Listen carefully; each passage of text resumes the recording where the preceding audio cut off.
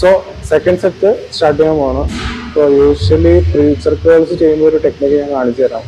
കറക്റ്റായിട്ട് നന്നായിട്ടൊരു ബൈസെപ്സിന് നന്നായിട്ടൊരു എൻഗേജ്മെന്റ് കിട്ടാൻ പാകത്തുള്ള ഒരു ടെക്നിക്ക് ഞാൻ കാണിച്ചു തരാം. അതിപ്പോൾ ഈ സെക്കൻഡ് സെറ്റിൽ ഞാൻ കാണിച്ചു തരാം. ഫസ്റ്റ് ഓഫ് ഓൾ ആദ്യത്തെ means like positive movement.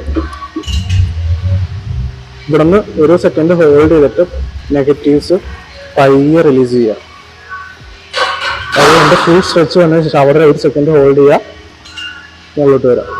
Okay,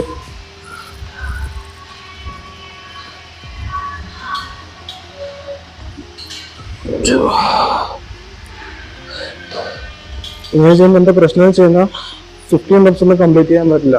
10 8 നിർത്തേണ്ടി വരും. 2 3